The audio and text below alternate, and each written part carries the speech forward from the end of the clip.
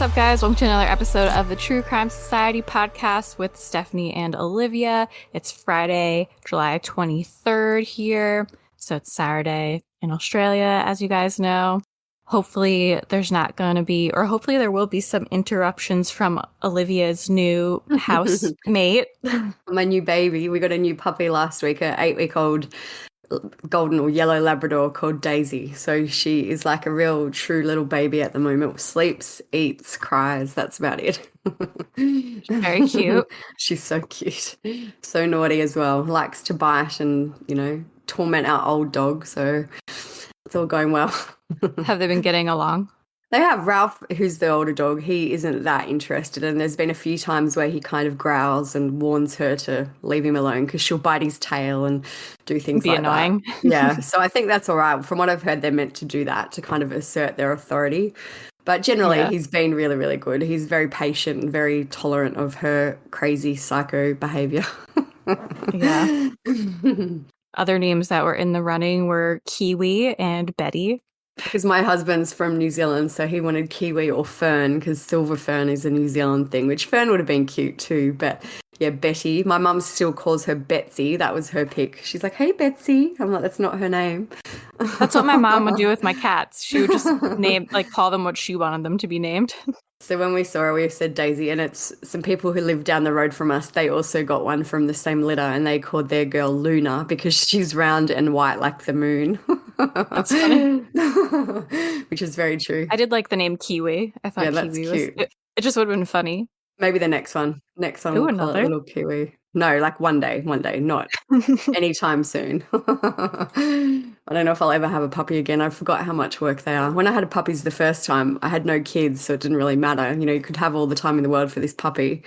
But now it's so much harder and I'm so much older and more tired. Yeah, they're a lot of work. Yeah, they are definitely. I reckon they're even more work than a baby to start with, because generally babies, this is a generalization, obviously. I've had babies as well, but puppies, I think, require a lot less attention. Like babies just are happy to sit there and when they're tiny and not do much. So yeah. Puppies need more attention. Yeah. I haven't really had anything too exciting going on. I went wedding dress shopping with my sister yesterday, which is exciting. She's getting married next year, and she probably picked out her dress in like record time. It was the first one she tried on, and then she tried on a few more, and she was just so in love with the first one that she was like, "I just want that one. That's it." And it was literally less than like 30 minutes. That's amazing. The store people would have been loving that. Easiest sale ever. Yeah, I watch Say Yes to the Dress sometimes, and I always wondered like if it was true that like, you just like know when it's the one. And that really was like the one that when she came out was like, wow, it looks so good on her. The other ones are all pretty too, but yeah, I feel like I tried on a few and I had my heart set on another one, and they're like, no, just try this one, which in the end it actually suited me a lot better than the one I'd picked, I think. So yeah. Guess you get lucky sometimes and just know. Yeah, well, she knew like what designer she liked and kind of what style, so she picked out kind of what she thought she'd like already. Yeah. But still, it was very, very quick and not drawn out. And that's good. Yeah, it was cute though. She cried and she was like, "I'm so excited." Well, that's really sweet. Yeah. Well, what do we want to talk about next? Well, I had a look, or I saw an article this week about Alan White. So you guys might remember that we did an episode on Alan White and Jake Zafolia a few months ago now, probably. Alan was missing, and his remains were found, I believe, in May, I think it was. And all the articles said that because we've been hounding the detective for some updates, and finally they replied to someone from the Dallas Voice, and they said, Alan's cause of death has not been determined. No new updates to provide. This is still an ongoing investigation. So it's still being investigated by homicide, which I've seen online. A lot of people are saying, wow, he definitely was murdered, but I don't think that is the case. I feel like they just don't know how he died, so they're treating it as suspicious until they can determine more. I'm surprised that his body was that badly decomposed. Like, I know it was months, but I feel like there's been other cases where people have been missing for a lot longer and they can still determine it. Yeah. When did he go missing again? October, and then he was found in May. Yeah, so maybe just with like... I know they said it was quite wet, I think. I feel like there was a lot of rain or... I'm still either suicide or misadventure. I don't think he was murdered. Yeah, I don't know. I'm leaning towards probably not murdered, but The family's who been knows, super I quiet guess. as well. Like when they first found his body, they were like, "We're going to find justice and find out who did this to Alan." And now, since that, there hasn't been anything. So that makes me Yeah. think maybe they know a little bit more than we know. There's not too much going on. Yeah, I think that the articles and stuff saying it's like a murder is probably just like bad reporting because nothing's been said officially yet. And I think Yeah. that homicide's just like still investigating it because they I don't saw know. one article and it said that it is being investigated by homicide, kind of inferring that it must be a murder. But before that, it was being investigated by missing persons. So, of course, it has to be transferred to a death division as such. And, yeah, just because they don't know, I think that's why it's homicide for now. Yeah. So that's kind of a bit of a update, but that's where that's at for Alan's case for now. And I also had a look to see if there was any Christy Evans updates, which was one of our most recent episodes, and there's not. She was meant to go to court on July 8 or July 9, and I can't find anything about if that happened or if Khalil, who was the other man involved, if he went to court. I can't find any updates on that. So I'm assuming maybe that's been pushed back. If anyone else knows any different, let us know, but I can't find any updates on that yet. Yeah, it's weird. Unless Mm. just maybe like nothing really happened. Yeah, I don't know. Maybe you'd think there would be at least a short article if they did end up going to court, but who knows? Yeah, it's weird because like we said last episode with that case, it seems like this one it kind of just like is flying under the radar because it was just written off as like some weird love triangle. Yeah, maybe a bit too sorted for some people. Not for Yeah, us though. no. But it And yeah, actually yeah. reminds me, there's of course like I knew that this was happening when we recorded, so I can't even just be like, oh, like it came out right after we recorded. But near where I live in Poughkeepsie, it's been like in the local news that a woman who in 2017, Nicole Adamando, she shot her boyfriend in his sleep in 2017 and said it was because he like abused her for years. She was originally sentenced to 19 years to life, but this week she got her sentence reduced to 7.5 years So because that's of the real. abuse and stuff. I saw that you did a poll on the Instagram. A lot of people said that they thought her sentence should be much reduced because of the abuse that she suffered, which is interesting. Yeah. I think that like she should still get in a little trouble, but like not like be in jail for life. Yeah, you can't go out just promoting vigilante justice and, letting everyone think Yeah. it's all right. But I do agree that, there's some circumstances in that case that should be taken into account. Yeah, I agree. I'd love to be like, nah, she should just be free, but then people are just gonna start murdering everyone. And the other thing that was worth a mention, I thought, this week is that we got a message from someone saying that a member of our group had actually been murdered, which is just terrible. Her name was Sarah Sentongo.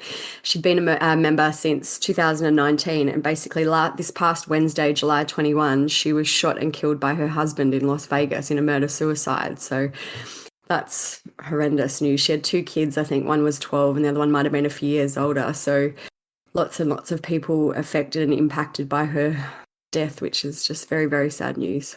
I thought it was, I was gonna say, I thought it was cool that, which I mean, I guess it is cool. And her friend said that like she'd want to be posted on the page. Yeah, her friend was the one who messaged us and said that they both love the group so much. And it was Sarah's kind of escape and, her guilty pleasure, I guess, for lack of a better term, but that she would want us to know what had happened. So I was grateful that she told us, but obviously it's a terrible situation that we wish we didn't have to know about. So very sad. Yeah, I'm glad her friend reached out. Yeah, me too. I saw her commenting in the like amongst all the, condolence comments and things like that. So that is one nice aspect of it, at least that she can feel supported by other group members. Yeah, and it just made me think of, I don't know, I think we've talked about on the podcast that Tiffany, there's been Yeah. nothing with that either. That guy's No, still, he's still missing her. In case anyone doesn't know, Tiffany Booth was another really active member in our group, and she was murdered by her boyfriend Eduardo. He has been on the run ever since. He's still missing. This has been going, must be nearly a year Yeah. now. I'll just Google and see exactly when she passed away, but October, so nearly a year. But And he tried he, to like play it off. Either she did leave with him or like he tried to play it off that they like ran away together mm, or she did and then he murdered her. There hasn't been a lot out about it yet, but it was no. definitely Even I'm looking now, and like the last updates for her case were in March, where they confirmed that she was murdered, and that basically Eduardo was the main suspect. So yeah, it's crazy how it can just go cold like that. Surely he cannot be that smart to still be hiding, but no, and he looks so dumb. it's But like then a again, big like lumpfish. I feel like I would never be able to he does. He would never be able to like recognize people on the street. I think it's so hard to do that because even if I like follow something closely, like just to see someone out in the street and be like, "Oh, that's that person." I don't know, I and feel you're like it's always really like, hard to recall. he also, I think, lost a ton of weight, so I think he might be unrecognizable or harder to recognize anyway. And he's Yeah. got just such a generic, plain, boring face that he could probably very easily blend into a crowd, especially if he's moved away from the area where they lived and people Yeah. aren't that across the crime. Yeah. So anyway, yeah, that was a crazy one as well. I guess it just shows that it can happen to anyone at any time. I know. It makes me like paranoid Mm. sometimes. But yeah, hopefully no more of our group members get killed. It would be Yeah, great. I know. Wishful Stay safe. thinking. Yeah, I know. Stay safe out there, everyone. It seems to be, I think that's maybe the second or third murder suicide death that we've had of a group member. Yeah, it's Um, crazy. it's very sad. But it's really all the updates we have. I guess crime hasn't, ever since we complained about how there were so many updates, there's been like no updates. So that's like our karma, I guess. I think we've covered all the big things for this week so far. So this episode, we're going to talk about John Doe's as kind of like a continuation of our episode we did like 2 episodes ago about Jane Doe's. Yeah.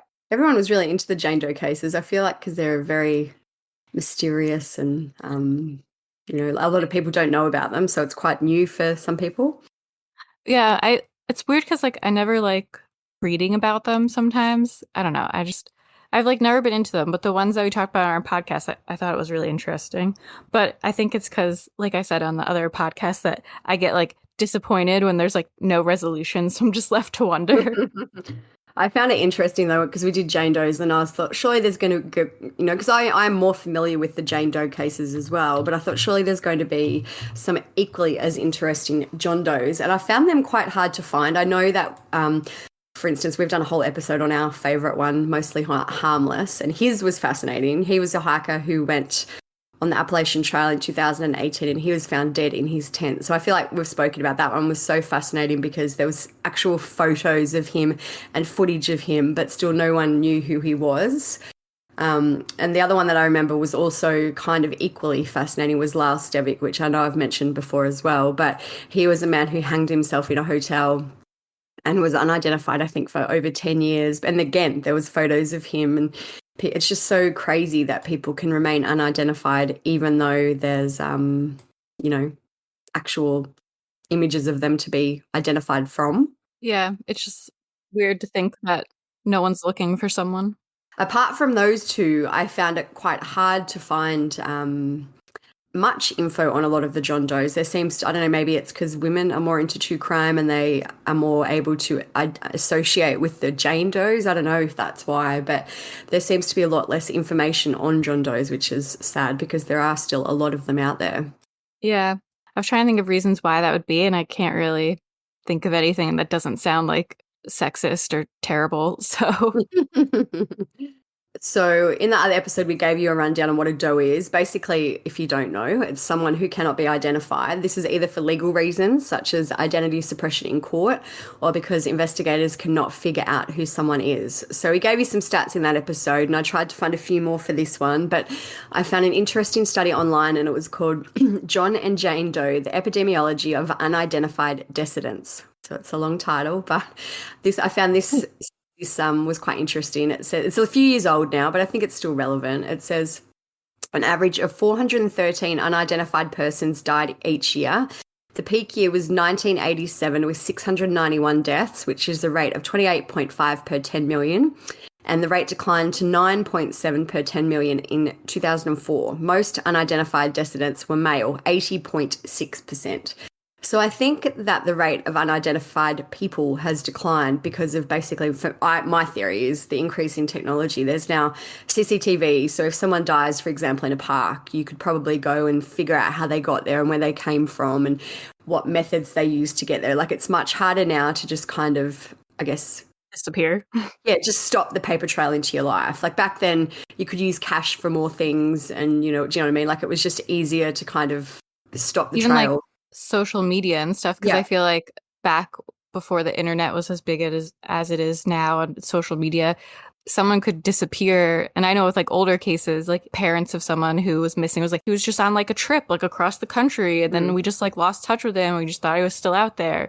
Whereas now it's social media. It's like if someone's regularly posting and then they suddenly just stop, it kind of would alert people sooner. It's just easier to keep tabs on people now.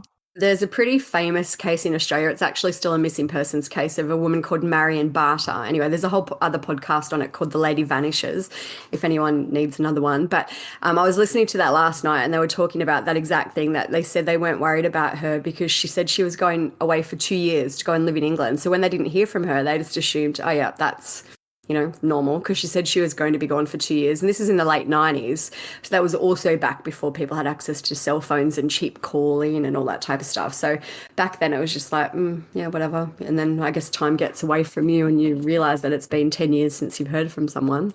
And then by then, where do you even start? Anyway, so today the cases we're going to cover are the case of the boy in the box, which is quite an old one, but there's a lot of information on it, surprisingly, for such an old case. And then at the end, we're just going to go through a few other John Doe cases where there's not a whole lot of information, but I think that they're just as equally important as all the other ones that we've covered. Yeah.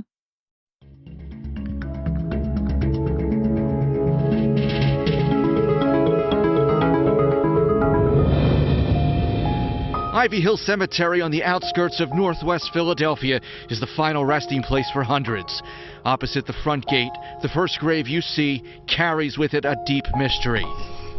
This is the final resting place for the boy in the box. Trinkets and flowers are left for the late 6-year-old victim. Cemetery workers meticulously care for the space that feels extra sacred. It'd be great to know who we're putting the flowers out for. He, for now, remains the boy without a name. That's the biggest mystery right now. His identity coldly tied to the details. His battered remains were found in a box, February 1957. Who is the child? What is his name? Can we at least give him a name? So to start with the boy in the box, it was 1957. It was a cold February day in Philadelphia, and the body of a naked and beaten male child was found in a cardboard box. As of July 2021, when we're recording, the child has never been identified, and he's often referred to as the boy in the box or America's unknown child. They're still investigating leads into this case to this day, which is good, I think. Yes, it is good. Well, I know it's a whole other discussion. I'll say it at the end. Because I was going to talk about, do they really need to bother? Because everyone's probably going to be dead who was involved in this anyway, or close to death. So I know, disappointing. So the boy was discovered in a park in the Fox Chase section of the city by a muskrat hunter named John Stouchwick. I think that's how you say it. He said he had set out to check his traps. As he moved through the brush, he came across a box lying on the ground. He looked inside and saw the body of a child. He didn't report the finding to police, as I think his traps were illegal and he didn't want to get in trouble. So he left the box and he moved on. That's so sketchy. Oh no. Imagine just finding a body and thinking, well, too bad. I'm just going to leave that there. And then a few days later, after he came by, another man called Frederick Benoni, this was on February 25, said he was driving along the road and he saw a rabbit dash into the brush. His story was originally that he knew there were animal traps in the area, so he pulled over and went into the wooded area to check the poor little rabbit was okay. But he too came across the body. He also didn't report his finding to police at that time because it eventually emerged that he'd actually been in the area spying on female students at a nearby school. So he was a bit of a creepy peeping Tom, and that's what he was actually doing there. He saw a news report the next day about a 4-year-old girl that was missing, and then he thought he'd better call the police. The child in the box, though, did end up being male, and the missing girl was found 1 week later and had sadly died from starvation in an abandoned house, which is terrible. He finally called the police and they began to investigate. So the area where the child was found is located in the 700 block of the Susquehanna River near Very Road and Pennypack Park, which is within northeast Philadelphia. The body was found in a box that had once contained a bassinet and had been sold by J.C. Penney. It was 15 by 19 by 35 inches in size and featured the words "furniture, fragile, and do not open with a knife." So there's actually photos of the box online and they'll be on the blog as well. So it looks like it's not in terrible condition for having been out in the open for however long. Like there's a photo of the box lying on the ground and then a photo of it when they've obviously taken it into evidence. It's still pretty intact, looks slightly beaten and battered, but it looks, you could use it to obviously carry things still. Yeah, it's not like totally deteriorated. Like sometimes you see like cardboard boxes that have been outside for a long time. They're just like mush. Yeah, it obviously hasn't been too wet or too, anything like that. It seems like it wasn't out there for super long time. Yeah, you wouldn't think so based on that condition. The boy was found wrapped in a plaid blanket. I've read some reports that say the blanket was Native American style and had been cut in half. The blanket was 64 by 74 inches and made from an inexpensive, well-worn cotton flannel. It had on it a design of diamonds and the blocks were green, white, brown and red in colour. It appeared to have been recently washed. An additional piece of it was found in the box and it was smeared with automotive grease, and a third 31 by 26 piece was missing. The boy was described as being white and pale. He's believed to have been between the ages of 3 and 6, meaning he was likely born in around 1952. He stood anywhere from 3 foot to 3'4". He weighed 30 pounds and had blue eyes. His hair was matted and it seemed to have been recently cut, as clumps of it still clung to his body. I've read some reports that say he had a bit of a bowl cut, so it wasn't a professional haircut. It was quite crude and home carried out. Mm-hmm. His body was very malnourished and he was covered, interestingly, with surgical scars, which were on his ankle, groin and chin. His hair was light brown to sandy blonde. He was also covered in a ton of bruises, which indicate that he may have been abused before his death. His body was so wasted away that his ribs were showing through the skin. But despite all this abuse, there was no sign of any previously broken bones or bones that were broken at the time of his death. The child had 7 scars, as we said, that some of them were from surgical procedures. The ones on his chest and groin appeared to have healed well, and they left just a hairline scar, while the third one was on his left ankle and looked to have been a cut-down incision made to expose a vein, so the needle could be inserted to give a transfusion or infusion, which is an interesting place on your ankle to do that, maybe. Yeah, it's weird. I was wondering, like, what surgical scars you have on your ankle, because all I could think of would be, like, if you really broke it badly or something, but... I know that you can get, like, a bone infection. I don't know if that would have something to... I have no idea. If someone knows, they might be able to... send us a message. There's tons of reasons. But... Yeah. It just seems like a weird place for an infusion, but I'm sure, there must be some. Especially for, like, a kid. Yeah. So other scars he had were a 1/2-inch one on the left side of his chest, a round, irregular-shaped one on his left elbow, and a well-healed L-shaped scar on his chin that was a 1/4 inch long on each side. They didn't find any vaccination scars on his body. And the child's right palm and soles of his feet were round and wrinkled, which may indicate that he'd been submerged in water around the time he died. His esophagus also contained dark brown residue, which meant that he had vomited prior to death. The medical examiner determined that the child had likely died from blunt force trauma. There were 4 round-shaped bruises on his forehead and his face was blood-drained. They did some x-rays on him and they showed that he'd suffered from arrested growth, which was most likely due to the malnutrition and abuse he experienced. They fingerprinted the child and cross-checked his footprints, because I think over there, I don't know if they still do it, but they take the fingerprints and footprints of the child in the hospital when they're born. So I guess this was before DNA and all that. So just as a way of identifying them if they ever had to. So they cross-checked all that in the hopes of finding a match, but they didn't find anything. So this led them to believe that he was possibly born at home or at least not in a hospital, as no records could be found. It's also thought that the child appeared to have suffered from a chronic eye ailment or infection before he died, but that had been treated with medication. He had been circumcised and had numerous small moles on his body, 3 on the left side of his face, 1 below his right ear, 3 on the right side of his chest, and a large one above his wrist. Despite all the abuse suffered by this child, someone had still kept his fingernails and toenails neatly trimmed. His shoe size was 8D, and he had a full set of baby teeth, and he's said to have been slightly buck-toothed. So sounds like he was still young, because by 6-ish you generally maybe start losing teeth. I know some kids are later, so yeah, that sounds like he was in that middle of the 3 to 6 range possibly. I feel like the fingernails thing doesn't really mean anything to me, because like, what if he just bit his nails? Yeah. I did read that it said like they were neatly trimmed, but who knows, that could have been lost in translation over the years and it was just a bitten thing. The weather in February at the time that the box was found was cold and rainy, which made it hard for them to determine a confirmed date and time of death. In the end, the medical examiner estimated him to have died anywhere from a few days to 2 weeks prior to being found. But it's thought that it was more likely to be just a few days because, as we said, the box was dry and it had been raining in the weeks before. The Philadelphia Inquirer printed 400,000 flyers with the boy's picture on it, and they were distributed across the area. They also put a flyer in with every gas bill, which I thought was quite clever for that time. You know, at least everyone's going to see it that way. Like a different version of the milk carton. Yeah. 270 police academy recruits combed through the crime scene. They discovered a man's blue corduroy cap, a child's scarf, and a man's white handkerchief with the letter G on the corner. The cap was interesting to the police as it seemed to maybe give them some possible leads. It was in great condition and had a manufacturer's stamp in the lining which read, Robbins Bald Eagle Cap, 2603 South 7th Street, Philadelphia. Say if that was today, they probably could have gotten DNA from the hat. I wonder what happened to all this stuff if they've ever kept it. And Yeah, I haven't seen anything. It's probably so degraded by now that they wouldn't be able to get anything anyway.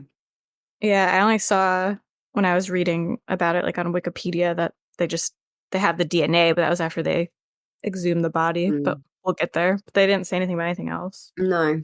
So they went to the shop where this cap came from, and the owner, Hannah Robbins, told them that she'd customized it for the man who bought it. According to her, she said he'd been between the ages of 26 and 30 with blonde hair and no identifiable accent. He purchased the cap with cash, and she never saw him again.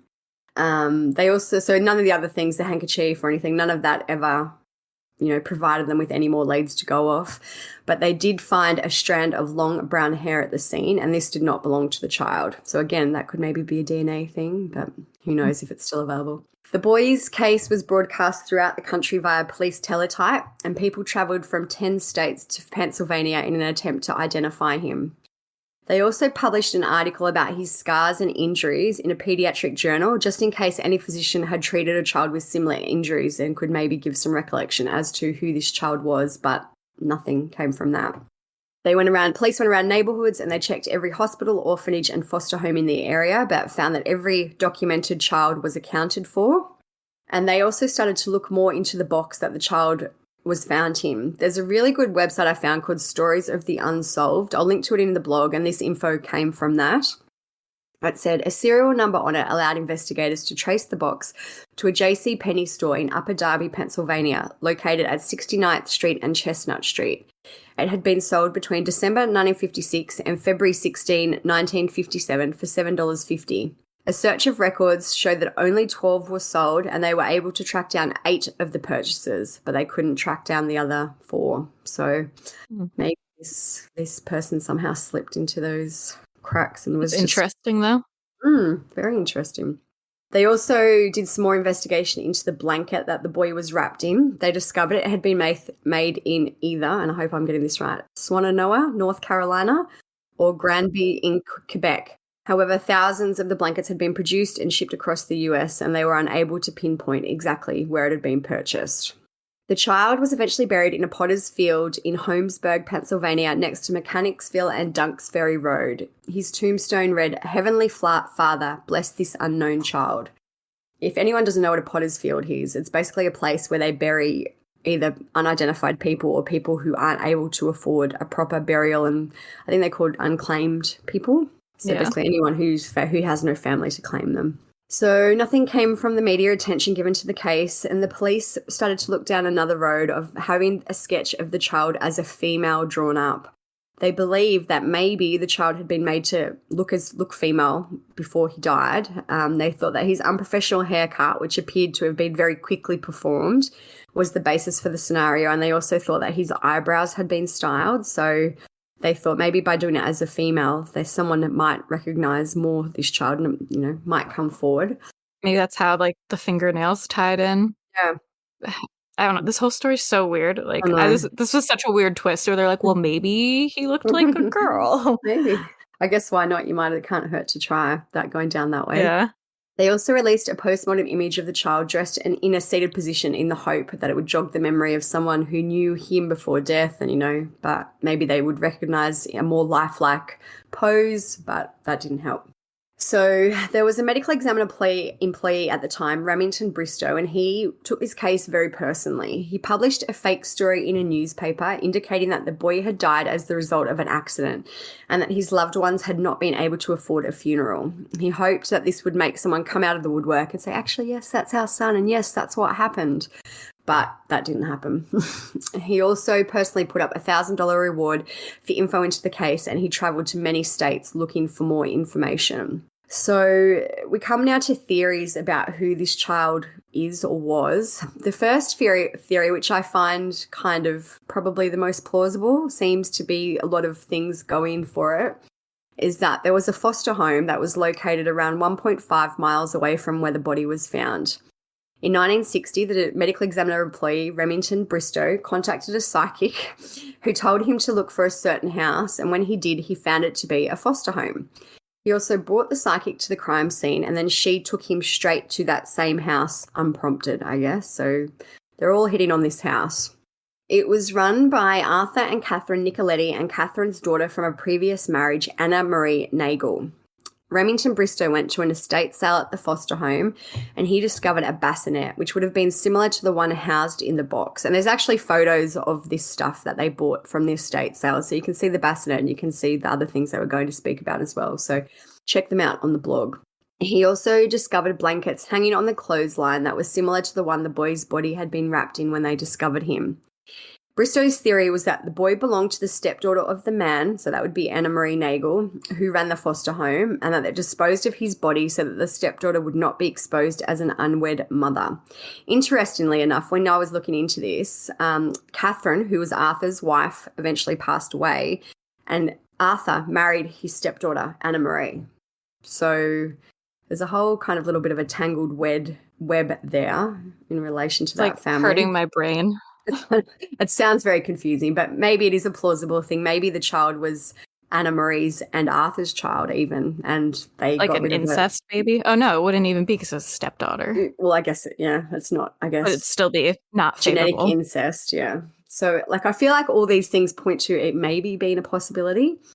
But despite all this circumstantial evidence, the police could not find any solid links between the boy in the box and the foster family. In 1998, Philadelphia Police Lieutenant Tom Augustine, who was in charge of the investigation, got together with several members of the VDOC Society, which is basically a group of retired policemen and profilers who kind of get together to try and solve cold cases. They interviewed the foster father and the stepdaughter, who was then his wife, but they determined that there was no link and the foster home investigation was closed. So that was a bit of a dead end, which is surprising considering all the, things that had going for it. Even like just from all the different stories you hear now about not even just like foster homes, but like those weird schools that like Paris Hilton went to, and then like the mass graves that they found in Canada at those types of schools. It seems like during this time period in general, they weren't keeping great tabs on the children there, clearly. Yeah. And I know there's like other schools like in the US where they've years and years later found remains of children there. I forget what the one's called, but I feel like it wouldn't be so hard to believe that maybe he was just like a kid at the foster home that they got rid of and no one would really notice.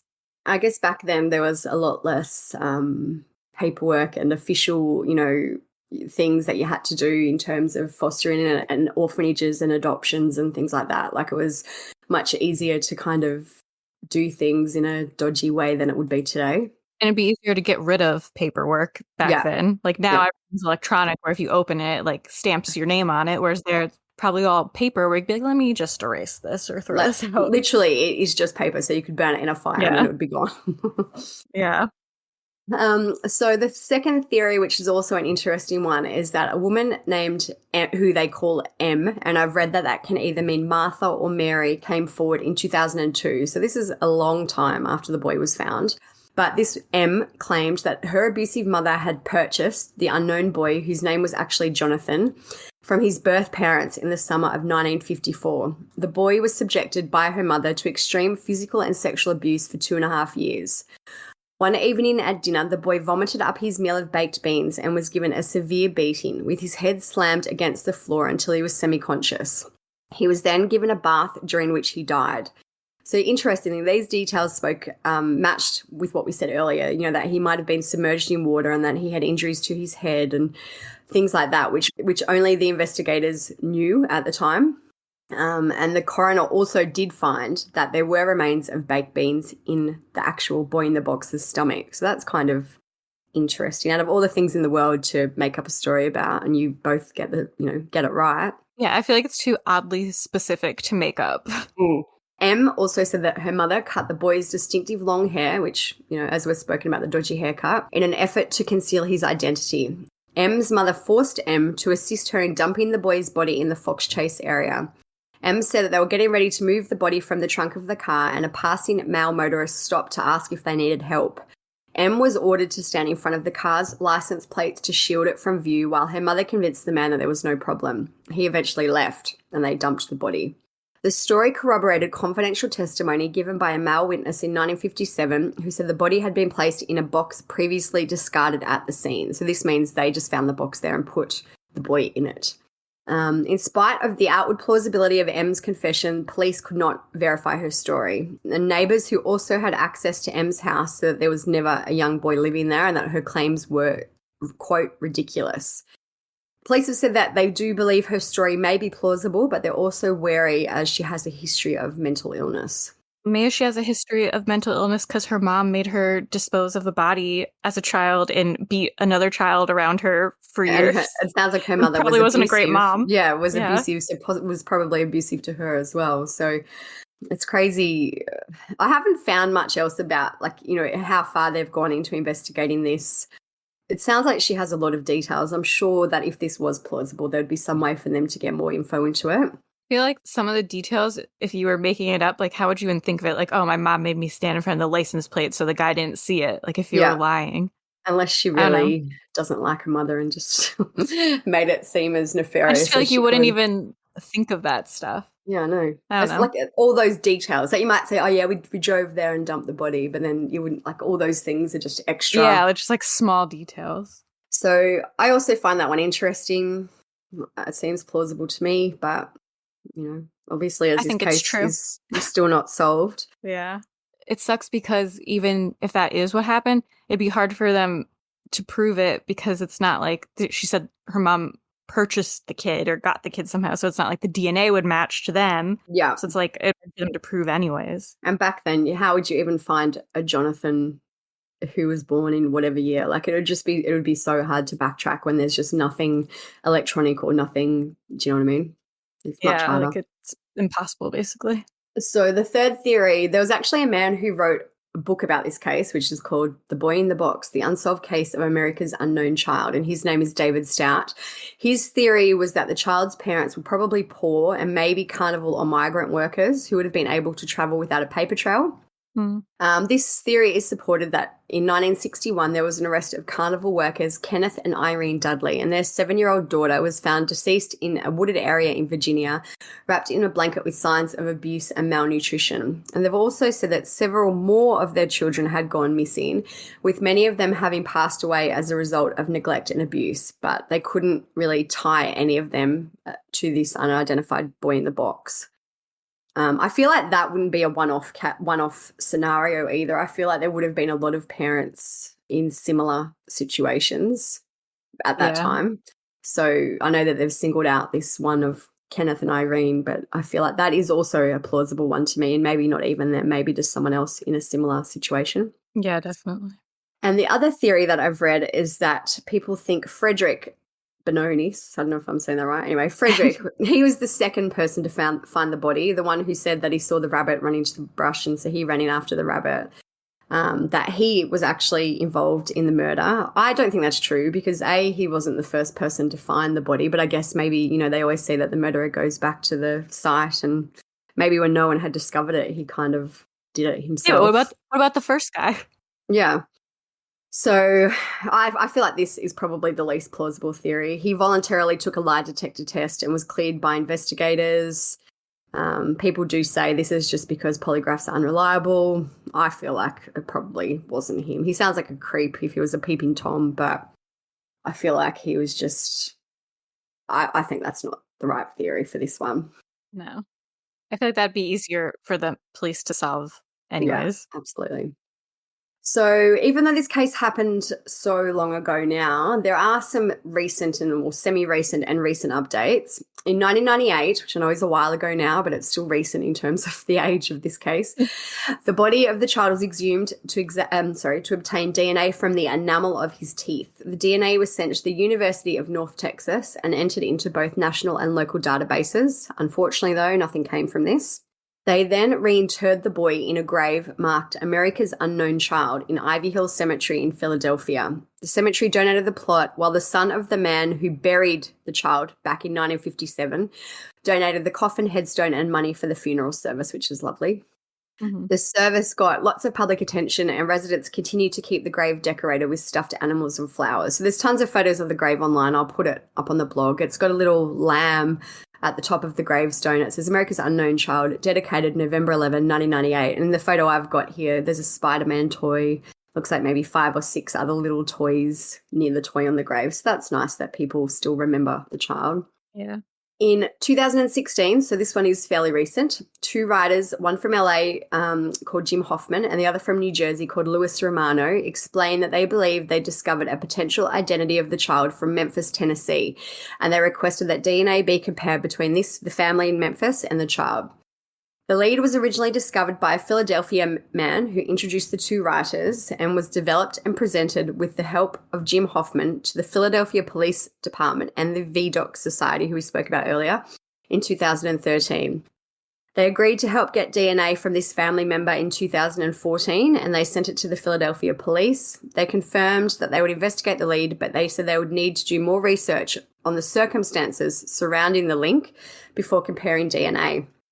So they finally, in 2017, the homicide sergeant Bob Kallmeyer confirmed that the DNA taken from the Memphis man was compared to the boy in the box, but there was no connection. So that was a big, long saga for nothing to come of it. I would love to know more about what the circumstances were and why they thought it was this Memphis person. That's what I was going to say. I'd love to know why they thought this family or people would be it. Did they have a missing kid or something? So I'd like to know more about that too. Hopefully one day it'll come out. Maybe they'll make a movie about it. Maybe I'll do a Netflix doc. On March 21, 2016, the National Center for Missing and Exploited Children released a forensic facial reconstruction of John Doe and added his details to their database, finally. In April 2018, the genetic genealogist who helped identify the Golden State Killer announced they would be using DNA profiling in order to try and identify the boy through familial DNA. So I tried to find anything else about that. There wasn't really anything else. I'm assuming that this is kind of like an ongoing process because it's such an old case with such old evidence. Mm-hmm. But I did find an article by CBS Philadelphia, which was from April this year, so only a few months ago, and it says, Philadelphia homicide detectives 2 years ago, so that would be 2019, got an order to exhume the remains of the boy in the box. What they were able to retrieve this time for DNA purposes was sent to a lab in Europe, and this now has given them their biggest break yet. This is the closest we have gotten, said homicide captain Jason Smith. They now have a DNA profile they hope leads them to family members of the boy, and the investigators say this gives them new direction. Might there be witnesses around? There could be. Absolutely. Maybe there might still be a perpetrator that's still alive. Possibly could be. So I haven't heard, there's nothing else yet about that. I'm assuming this is going to be, again, a long, drawn-out process. I don't know why. If they have a DNA profile, I guess they have to then investigate if there is a match, for example, how the match is related to the child, and they can't just come out and say, "Hey, we've found a second cousin of this child." Yeah, if the police came to me one day and they were like, "Oh, we have this DNA match of like a distant relative of yours," I would have no idea what to tell them. Like, I know Yeah. my immediate family, and that's it. Yeah, exactly. And I personally have an enormous family, like extended family. My dad has 5 or 6 brothers and sisters. My mum has 7 sisters. So all married, all had kids. I've got cousins I don't even know. So, Yeah, yeah, so it's like like some either people have people crazy don't know their families family at all or they're too big. or don't want to know their family, don't want to be involved. And, there's a Yeah. million reasons, I guess, why it could take a long time. But it Mm. sounds promising. It sounds like maybe they'll have a, development on this case eventually in the next few years. That would be a good update. Yeah. They should. I wonder if they could. It's probably kind of what they're talking about, how they went back and got more DNA, probably so they could. I don't remember like what it's all called, but I learned about it in forensics, but how they like create like the DNA profile and you could find out a lot more stuff. But Yeah. remember how with Mostly Harmless, they were able to like figure out like what state he was probably from and And like what where area. I know, yeah, because I know, yeah, I do know what you're talking about. Like they said he was from Baton Rouge and, Yeah. probably from the So South and all that type of stuff. So, that's probably what they're like working on. yeah. We were speaking about it a little bit earlier. This is such an old case. It seems like there's still a lot of effort being, spent on it. I think it's good, obviously, because people should be held accountable for their actions. But my wondering is if there is anyone going to be left to be accountable for this. If the person, let's just say, was 30 at the time when they killed this child, are they going to be alive now? Maybe. What will they do? Do you know what I mean? Like, it just seems like They'll be too old to go to prison if they're alive. I feel like there's a lot of cases that are more current where someone could actually be held accountable. So I guess, Yeah. It's just where do you draw the line? And they haven't drawn the line in this case, which, is great. I think it's fine still, but I guess there's a lot of opinions about where the line should be drawn in terms of investigating a crime like this. I feel like it's more so not that it shouldn't be solved or that they shouldn't be working on it, but I feel like it's more a badge for the police department of being like, Yeah. we finally solved this cold case. And I guess, too, it's not urgent, so they can work on it when they have time and if they have time. And, Yeah. it can't hurt, I guess. So what are your thoughts on the theories and what do you think happened? I don't know. I kind of believe the M story. I just feel like it's too oddly specific for her to make it up. And if she lived like a similar life of abuse with a crazy mother who murdered children and made her help, of course she's going to have mental illness and be a little crazy, probably. I do agree. I think her story sounds plausible, especially with the baked beans and, the haircut and all that type of stuff. And it had like the water, like he was in the bath, so it's the Yeah. wrinkled fingers, the throwing up, like the head trauma, like it literally had everything. I wish we could read a transcript of her whole story to see if there was anything that didn't match and if they're just reporting the things that did match. Because if she said other things that were glaringly not true, that would be interesting as well. But I haven't seen them. So I do agree. I think her story seems plausible. I think the foster family thing, especially with the bassinet for sale and the blanket on the clothesline, I think that's interesting. But apparently that's been dispelled and not true. So yeah, I don't really get how they could totally dispel that, but I feel like it must be so hard at this point because even with the M story, like I was saying before, even if that is what happened, how do you prove it at this point? Or how do you disprove it at this point? Yeah. But I wouldn't be shocked if it was either of those. No. Hopefully we'll find out one day soon. It's an interesting case. It's crazy to me that, no one missed this child or no one. Well, clearly whoever had the child didn't friggin' care about them, so. Yeah. The poor little thing had such a hard life for being between 3 and 6 years old to have his life. Yeah. So horrendous. I know some people are into like historical crimes. I don't know if this is old enough to be considered historical, but older cases always kind of bore me because there's not a ton of information because either it was just like lost over time or there wasn't a lot of, forensic science and things like that. There's never So there's usually not many a lot of info. photos and I find the ones where you can see the crime scene and you can see the evidence and all that are more engaging generally. Yeah, that's why I still feel like even though this one's from like the 50s, it's super interesting just because there's so much information that they put out and it's just so mysterious where it's kind of different from other ones you hear about from that time. Definitely. So I know that that's one who the case has kind of captured a lot of people. If you Google it, just Boy in the Box, there's still tons and tons of information out there, lots and lots of web pages dedicated to him. So if you want to dig more, you can. There's plenty of resources out there for that one. The photos of him sitting are so creepy. I kind of can't believe they did that. I know. Like, I don't know. Like, I get showing the face. Like, I totally get that. But then why sitting? Like, that, I don't know if that's really going to I don't really think it helps anything. jog someone's memory. It's like, oh, now that I see him sitting. Maybe it's Billy down the street. I feel like that would never happen today. No. Like, here's this dead child sitting for you all to see. Crazy. Very strange. Next, we're going to talk about a few where there's not as much information known about them, which kind of seems to be more common in terms of John Doe cases. Yeah. So we'll talk about a few of those just quickly. Obviously, they're not overly involved because there's not a ton of information, but still a little bit interesting, at least. So on June 20th, 1974, a hiker stumbled across human remains near the Mile Valley Golf Course in Mill Valley, Marin County, California. The remains were examined and determined to belong to a male child who died between 1972 and 1974. This child is now known as Mill Valley John Doe. As only the skull, ribs, and vertebrae were recovered from the site, a cause of death was not able to be determined. And the child's race is also unknown, but it's believed he was white. He's believed to have been between 4 and 6 years of age, and the remains were in terrible condition, therefore his weight, height, eye color, and anything else really wasn't able to be determined, but they said that he was likely considerably small for his age. Strands of hair found with the remains showed him to have had brown hair. His remains are found with an olive green windbreaker or ski coat with a hood, a blue sweater, a green and white striped knit type shirt, and a blue t-shirt were located near his body.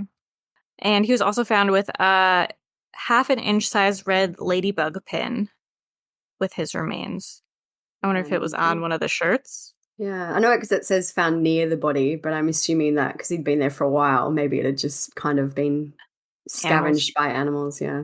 But that was gross to me. Mm-hmm. So there appears to have been no attempt at a burial. The bones didn't show any signs of abuse or malnutrition. It's been noted that his teeth had a gray-blue discoloration to them, which was likely caused by the use of tetracyclines or antibiotics. That's it shows to me, yeah, that someone cared about that child, obviously enough to get him a decent amount of medical attention if it was enough to have affected his teeth. Yeah, I wonder if he was just kind of sick and died from being sick. And I feel like that in this case, that could be a possible, because it says, he was small for his age, so maybe he had a lot of medical conditions and maybe the family didn't have a lot of money. Yeah, couldn't afford to bury him or didn't want to get in trouble, or, I feel like this one is probably more a case of a natural or a medical death as opposed to abuse. Sad, though. And there's a photo of him, like I'll put it up on the blog too, but they've done a reconstruction. So it's got the creepy clay head reconstruction. Then they've also done, like it looks half lifelike. They've put the striped shirt on him and given him brown short hair. And like he looks like a child, not like a clay reconstruction. So I hate that one too, though. Yeah, that is creepy. They're always kind of creepy. Like the new, like the obviously like modern day ones they look more realistic, or like Sims at least, but the older ones are always so creepy looking. So another one is, this one's known as the Woodbury John Doe, and on May 3rd, this is the one, I live near here. On May 3rd, 1998, volunteers with the Ramapo College chapter of the Adirondack Mountain Club were cleaning up the parking area of the Long Mountain Rest Stop in Bear Mountain State Park, located in Woodbury, Orange County, New York. The rest stop, which is located on Route 6, is a rest area often frequented by hikers. And during the cleanup, they discovered skeletal remains wrapped in a plastic tarp, and so they called the police. Following examination by a medical examiner, it was determined that the man had most likely died between 1988 and 1993, although some outlets say he could have died as early as 1985. The man had been shot twice in the head with 2 different guns, which is weird. This Doe is described as African American. He's believed to have been between 17 and 35 years old. He stood anywhere from 5'6" to 5'11", with estimates saying that he was most likely 5'9" and weighed between 140 and 160 pounds. It's believed that he had short black hair. When he was found, he was wearing a black Fruit of the Loom t-shirt with a rainbow leading to a pot of gold. He had a spring-like navy blue zippered Sir Jack jacket, blue Lee jeans, navy blue boxer shorts, and white low-top pony sneakers. It's been noted that his shoes were out of date at the time his remains were found. I don't know what that means. Yeah, I'm guessing that means that they weren't what was in fashion, but who knows? They didn't make them anymore or something. Yeah, maybe like discontinued. Yeah, I feel like that has to be it. When I read it, I was like, what do they mean? Like they were too new? Like someone put shoes on? I thought they meant like they were like, I'm assuming it means that you couldn't buy them anymore. They weren't trendy anymore. Yeah. This John Doe, he had numerous items on his body when he was found, including a hair pick, a metal nail file, a yellow Bic lighter. He also had in his possession a French to English dictionary, indicating he could possibly have been from Quebec or a French-speaking country. He's said to have been knock-kneed. He had 2 healed fractures on his ribs that indicate he'd suffered a trauma early in his life, and it appeared as if he'd fractured his right hand just a few weeks before his death. In terms of his dental health, it's been noted that he appeared to have underwent a root canal at some point in his life, and he also had a couple fillings and crowns, and some of his teeth had been missing prior to his death. The Woodbury John Doe has dental records available for comparison. However, due to the condition of his remains, there was no fingerprints, and they weren't able to create a DNA profile because there wasn't a sufficient amount of DNA. Funny, well, not funny, but interesting to me that if they can get enamel from the boy in the box as teeth, surely they could get enamel from this guy's teeth. Yeah, I know that has to be from like I said, when I took forensics a long time ago now, but they can get it from like the pulp of your teeth or something. So maybe I also guess too, it probably costs a lot of money. So the boy in the box is a high profile case. This one sadly isn't, so they're probably not like going really to spend money to they do can it. get DNA from like your bones too, but it's like probably it's a lot of work, I remember them saying, and you have to have like a very specialized person do it, so I'm sure it costs also a lot of money. I was just thinking though, I was doing this, like all these ones you read about, they always have some like weird scar or something. I was like, if I was like a Jane Doe or something, I have nothing. I've got like no like mysterious scar, like L-shaped scar on my chest. I've got nothing. Nothing I discernible. have a little tiny scar under my lip that you can't even see unless I like make my skin tight.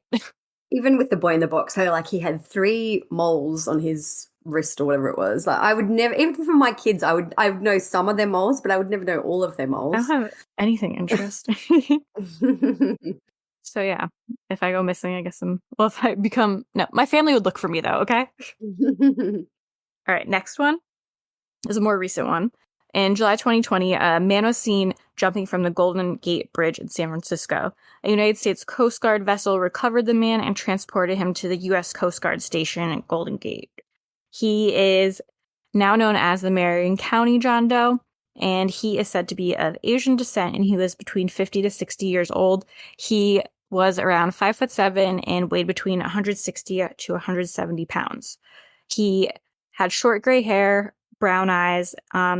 This is weird. Yeah, The man's face, neck, and lower arms, so from like his elbows to his fingertips, are darker in color than his upper arms, chest, and legs. Were they It made me think, trying to say he had like a tan? Yeah, maybe he worked outside. Like my husband's a landscaper, for example, and they always get the sock marks because they wear socks and shorts. So like it might be a clue to, I guess, his profession or something before he died, that he had an upper body tan. It's like the weirdest way to say it. Like they should have just been like he had a farmer's tan. Unless they mean maybe he had some like skin condition, but I don't read it that way. I read it as if it's a tan. Yeah, I feel like it's just a farmer's tan, like from a t-shirt. Yeah. Interesting. He had a scant amount of body hair on his legs and arms. He had gray stubble around his chin, and he wore glasses. He was wearing a black fleece zip-up sweatshirt with SF in silver and the Golden Gate Bridge embroidered on it, which is weird because he jumped off the bridge. Wonder if he planned that. A black cloth jacket, 2 red sweatshirts. Like these people sometimes are wearing a lot of clothes, I feel. No. a white sweatshirt. Wait, he was wearing all these? Or This did he is, yeah, this miss is him? Has 3 sweatshirts and a like jacket. yeah, he's got, yeah, and like it says, if you go into NamUs, which is where this is from, it actually, so it says things like the subject was wearing 8 layers on top from top to bottom. So he had on a lot of layers. Like sometimes homeless people Yeah. like to layer their clothing and stuff to I was keep going to with say them. homeless or even a tourist, because a lot of his stuff, which we'll go into in a minute, like he's got the America shirt, he's got the San Fran shirt. This was in July. Yeah, so maybe it was homeless. Maybe that would be a better assumption. Maybe he had like a backpack. I had Yeah. some, because I was like, this is like 5 sweatshirts at this point. So yeah, we were at white sweatshirt with America the Spirit on it, along with 12 red stars with a small maize logo, a dark blue sweatshirt, a black long sleeve, 32 degrees heat shirt, a teal Gap collared polo shirt. Yeah, no way he was wearing all this. Gray t-shirt on which was printed Investment Development Services on the front and Collect Rent Lease Space on the back. I've just Googled that too. And there's no, like, I can't see any business that has, like, I'm sure there are very similar businesses, but there's nothing, no standout business that has that, on it. Yeah. He's also wearing Levi regular fit 505 blue jeans and black leather belt, white cotton socks, gray Hunter brand briefs. If you go and I'll put the photos on the blog too, but there are lots of photos of his clothes. There's no actual photo of him, which sometimes they do include in NamUs, but there's no photo of him. Like all his clothes look like they're in very good condition. Looks clean. Like it doesn't look like he's been out and hasn't showered or washed or anything like that. So that's interesting. So maybe not homeless. And the other thing is too, on the NamUs photo, there's a photo of his jeans and there's a gloved hand pointing to what looks like a pen drawing on his jeans. Like the jeans are blue. It looks like someone's drawn with a blue ballpoint pen, like a grid, lines, looks like maybe a 3, 4. It's just a weird drawing on his jeans. So I wonder like a what's square with a grid in it, like you were nervous doodling. Doesn't look big, like it's just little on his jeans, but it's interesting that, why, I wonder. And I know they have, I'm sure on the Golden Gate Bridge too, they've got cameras. So I don't know why they haven't released an image of his face before. I mean, maybe it was too far away and it was just crappy. I also read that he has a large surgical scar going down on his sternum, and he's got a large surgical scar on his left arm. Of course he does. So he has the scars, but yeah, interesting. Like a I can never say the word, prerequisite for being a John Doe. Prerequisite. Yeah. I don't know why I try to say words I can't say. Do you want to talk about the good news story? Since we'll give you guys one with a resolution to leave you satisfied.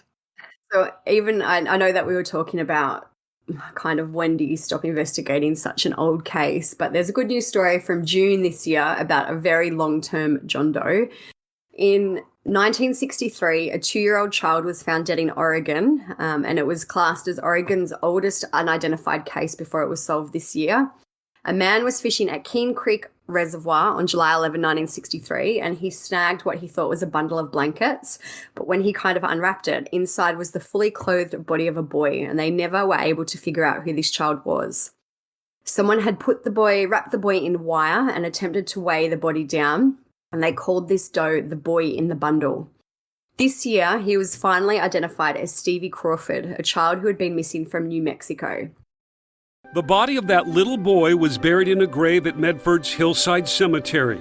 But in 2008, detectives exhumed the body and obtained DNA from a femur bone. They submitted it for matches. Nothing came back. Until now. A private company contracted to check family DNA with companies like 23andMe have confirmed a match. The body of that little boy has been identified as Stevie Crawford. We know he had family members in New Mexico who told detectives Stevie had Down syndrome, and his mother returned from that trip years ago telling family members, "You won't have to worry about Stevie anymore." She has since died. Detective Fagan has retired, but the headstone with the inscription that reads, "Baby Doe, name known only to God," has always haunted him. Tonight we know Baby Doe is a little boy named Stevie Crawford. May he rest in peace. In 2007, Jackson County Sheriff's Office Detective Fagan uncovered 11 boxes marked old sheriff's cases, and they started to go through it. And then they stumbled across the case of the then unidentified Stevie Crawford. The special investigator Jim Tattersall spoke to Oxygen, and he said, "I feel we are very fortunate in this day and age that we have DNA databases and samplings, because without it, we wouldn't have found out about Stevie." He said the case went cold quickly because it was right around the time of Kennedy's assassination. There were a lot of other priorities in the country. I hate to say it, but it kind of slipped through the cracks. So they finally took DNA from this poor little doe in 2008. There were no matches, though, and it stayed cold. A recent tip came to the sheriff's office, though, through Facebook Messenger. They haven't made tip through Facebook. Like, oh no, after all these years. I shouldn't be shocked though, because people still try to like message me tips, and I'm like, don't do that. What should I do about this crime? I'm like, we don't know. Call the police. Call the police. They haven't said though what the tip was on Facebook, which I would be interested to know. But Sheriff Nate Sickler contacted the medical examiner, and with the help of Oregon State Police's Human Identification Program Coordinator, Dr. Nikki Vance, they submitted the boy's DNA to Parabon Nanolabs. They processed the sample using phenotyping and genetic genealogy, and a match was made to two potential siblings, one of them a half-brother in Ohio. The half-brother shared the same mother as the unidentified child, and he told police that he had a young brother with Down syndrome who disappeared from New Mexico. Upon further investigation, a birth certificate was discovered, and after 58 years, the Keene Creek baby doe had a name, and Stevie Crawford, born 10/2/1960. They haven't, though, said whether Stevie's death is still being investigated as a homicide or if any further charges are going to come from, I guess, the identification. Clearly it was a homicide. I guess, or at least like disposal of a body. Yeah. What is it? Yeah, of a corpse or whatever they call it. So I wonder how he got from New Mexico to Oregon. Like, I've just looked it up because I am familiar. I just didn't know exactly, but it says it's 1,283 miles now. So back then, it's really far away. A 20-hour drive. So it would take a long time. So I'd like to know more about how he got from New Mexico to where he was found. Yeah, that's crazy. I wonder, well, because they didn't really say much about like the mother or something. Like maybe the mother ran away with him or something, or I feel like two kids with disabilities also back then slipped through the cracks a lot easier than they do today. Yeah, I like how they're like, well, it was Kennedy's assassination, so we couldn't do our job. Like what? Crazy. I just feel like that was a cop-out. Definitely. Yeah, sorry. Don't have time to investigate this poor missing disabled child. We've just focused on... Let's just put it in the old sheriff case box. That's what I'm going to call this episode. It's a good outcome for his family, maybe, or anyone who wondered where he'd been. So seems like no one was really wondering. No, it's crazy. Yeah, it is crazy. So I think that's it for John Doe cases. If you've got any other interesting ones that you want us to cover in another episode, let us know. Yeah, I like talking about these. Yeah, I find it interesting. I personally also found in this case the man who jumped off the Golden Gate Bridge. I find he's probably the most fascinating out of all of them. Yeah, because you could just think of so many different scenarios and all of his sweatshirts. Yeah, why was he wearing 8 layers?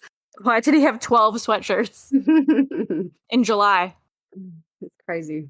And that's, like, why were they all American and, San Francisco? They were all kind of touristy shirts. Not all of them. A lot of them were touristy shirts. Fascinating. All right. Well, as usual, all the pictures and stuff will be up on blogs.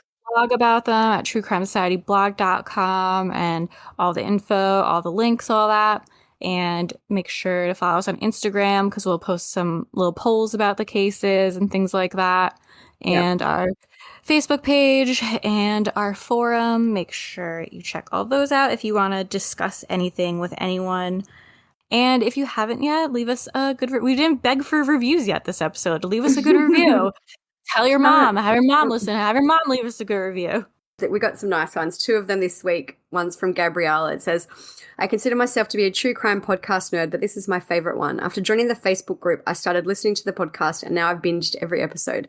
I love Stephanie and Olivia. It's clear they do thorough research and I love their commentary on cases. I get so excited when a new episode comes out. Can't wait for the new episode. And then someone else wrote, I won't read their name because it's just a bunch of letters, but thank you. It says, I love Olivia's accent and Stephanie's voice is great too. Love the back and forth between these 2 ladies and Stephanie only swears occasionally. Haha, keep them coming. Like, what does that mean? One of my coworkers was like, I didn't realize you swear so much. And I was like, do I? I was like, I think it's just when I'm annoyed by something. I thought it was, well, it is funny to me because I made a post on the Facebook page this week and it was a horrendous case. It was about a 12-year-old girl who got pregnant to a 24-year-old man, right? And they thought nothing was wrong. Their family threw a baby shower for them, and anyway, the man got arrested for rape when they went to the hospital to have the baby. So anyway, there was all this. You can imagine the discussion. It was interesting discussion. Anyway, someone was swearing and saying fuck in the comments, and someone else wrote, I think the issue here is the use of the F word. That's the issue here. I was like, is this? And I said, this is not the issue here. Oh my God. It's funny how some people, like, it's fine, whatever. You can be offended by whatever you want. But in a case like that, that is not the issue. Yeah, that's crazy. I'm sad I missed that. There's your weekend sorted. Go back and read the comments. Yeah. I do swear occasionally when I'm like, what the fuck? That's when I feel the need to swear. And there's many times we're talking about things where you're just like, what is happening? Like, but anyways, if you want us to read something you said on the podcast, leave us a good review and we'll read it on the podcast. Or leave us something, send us a funny message. I don't know, do something interesting. Yeah. Send us something interesting. Also, I know, keep going off topic. Someone messaged us on Instagram last night and sent their Ring doorbell video. You guys should go and check it out. It's crazy. They had a man knock on the door and he's like, are you sure? Are you certain? And then he told the woman inside that he wanted to rape and murder her. Yeah. So if you find things that are true crime related that everyone will find crazy, send them through. We like to get the messages about those things. If you have something that will give us nightmares and upset us, please send it our way and we'll do a podcast about it. That'd be fun. Just do like an episode about weird shit or scary stories, like true crime-y stories people have sent us. Yeah, that would be good. All right, well, that's it for this episode. We will see you guys next time. Peace out. See ya. Bye.